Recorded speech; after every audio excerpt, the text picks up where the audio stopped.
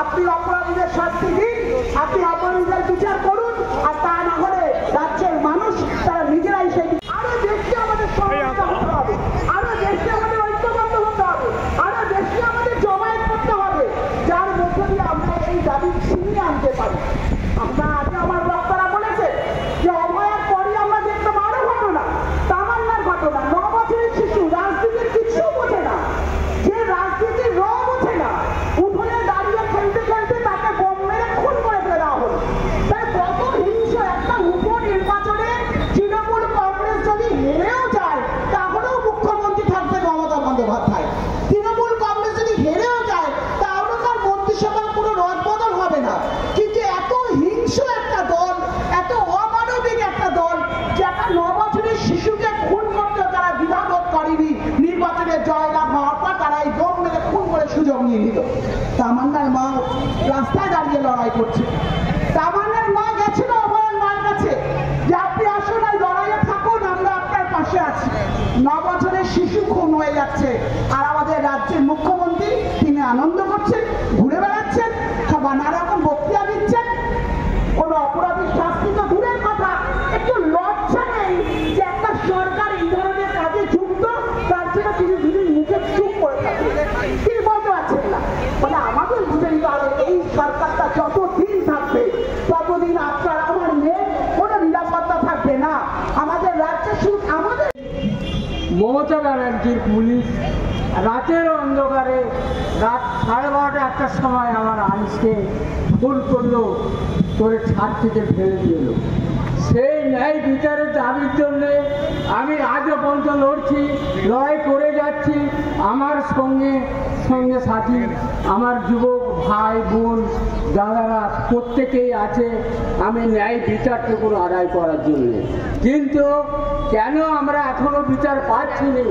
এই যতক্ষণ না এই শাসক দলের কে সরানো যায়, আমরা এই যে যেমন শিশু তামান্না খাতুনকে খুন করা হলো বোম মেরে, কেন? একটা উপনির্বাচনে।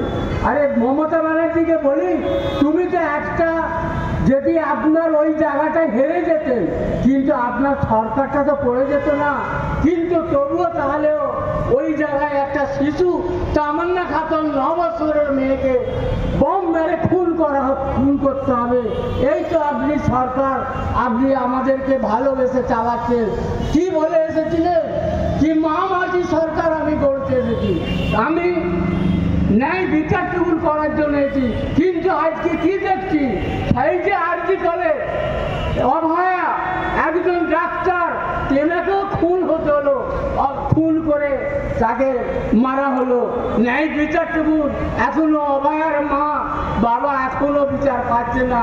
আমারই মতন যেমন আমি আনিসের জন্যে রাস্তায় ঘুরছি, বিচার আদায় করার জন্যে লড়াই করছি, কিন্তু আজ তামান্নার মা বাবা তেনারা আজ আমার মতো রাস্তায় নেমেছে। প্রত্যেক দলকে নিয়ে তৃণমূল বিজেপিকে বাদ দিয়ে ওরাও লড়াই করে যাচ্ছে। আমি যেমন লড়াই করছি, সেই বিচারের জন্য লড়াই করছি, ওনারাও করছেন। এই কথা বলছি কেন? এই যে তামান্নার মা আর বাবা হয়েছে, ওনারও কিছু কিছু বক্তব্য উনি বলবেন, উনি কিভাবে ওনার মেয়েকে বোম মেরে মারলো ওনারা ব্যাখ্যা করে বলবে। এই কথাটাই আমি বলে আমার বক্তব্য শেষ করছি। ইনকলাব জিন্দাবাদ, ইনকলাব জিন্দাবাদ। তোমাদেরকে ধন্যবাদ, এইটুকুন আমি জানিয়ে আমার বক্তব্য শেষ করছি। আমার ছোট্ট পরি, লাল পরি যখন গুটি গুটি পায়ে এসে মা মা করে এসে বুকে জড়িয়ে ধরতো, তখন আমার বুকটা মনে হতো ভরে যেত। মনে হতো দুনিয়া সব আছে আমার কাছে, সব আছে, সব কিছু। আজকে সব কিছু 2 মাস হতে চলছে কেড়ে নিয়েছে, আমার বুক খালি করে দিয়েছে, আমার সব কিছু কেড়ে নিয়েছে। শুধুমাত্র ওই টিএমসির দলেরা, টিএমসির দুষ্কৃতী গুন্ডারা, শুধুমাত্র তামান্নার মা বোন টিএমসিকে হয়তো ভোট কোনো সময় দিয়েছে, এখন হয়তো দেয়নি। এই জন্য টিএমসির দুষ্কৃতী গুন্ডারা আমার সেই ছোট্ট তামান্না, আমার লাল পরি নীল পরিকে কেড়ে নিয়ে আজ আমার বুক খালি করে আজ আমাকে পথে পথে বেড়াচ্ছি। আমি তামান্নার মা, আজ আমি পথে পথে পথিক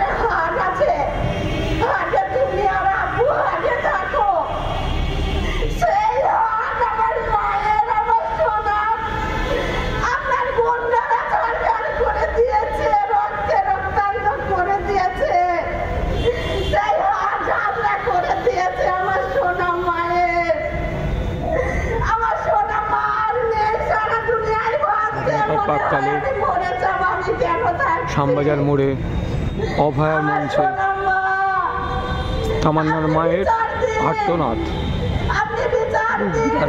আর্তনাদ যা সকলের কণ্ঠরোধ করে।